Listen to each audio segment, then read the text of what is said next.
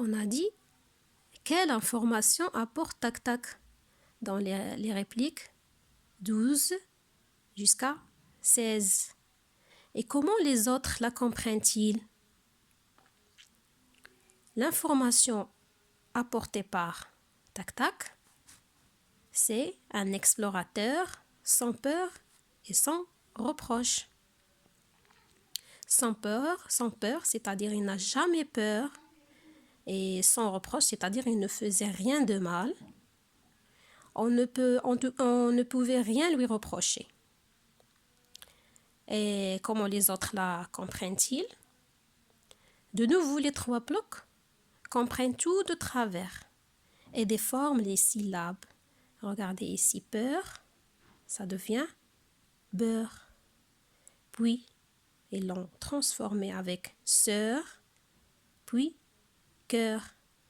Et finalement, ils ont posé une question raisonnable. Ils ont dit, qu'est-ce que c'est? Et comment tac-tac répond-il à cette question? Regardez ici, il dit un drôle de bonhomme avec une loupe. Il apporte un élément de description. Bonhomme avec une loupe. De nouveau, ils ne comprennent rien. Ils déforment ce qu'il leur dit. Ils ont dit, à la place de loupe, ils ont dit poule, puis bouche, puis mouche, et ils ont dit c'est louche, c'est-à-dire c'est pas clair. Et regardez ici, tic-tic. Qu'est-ce qu'il a fait? Qu'est-ce qu'il leur dit? Il leur dit encore de chut, laissez-le parler, c'est-à-dire taisez-vous.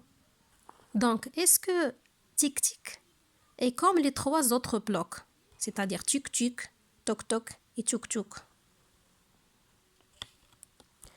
La réponse est non.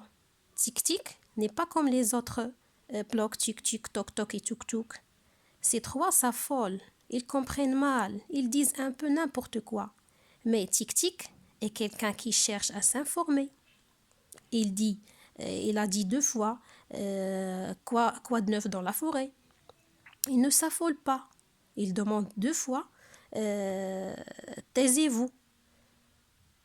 Il demande aux autres blocs de se taire afin de pouvoir obtenir de l'information. D'accord les enfants, c'est tout pour aujourd'hui. J'espère que vous avez bien compris cette scène.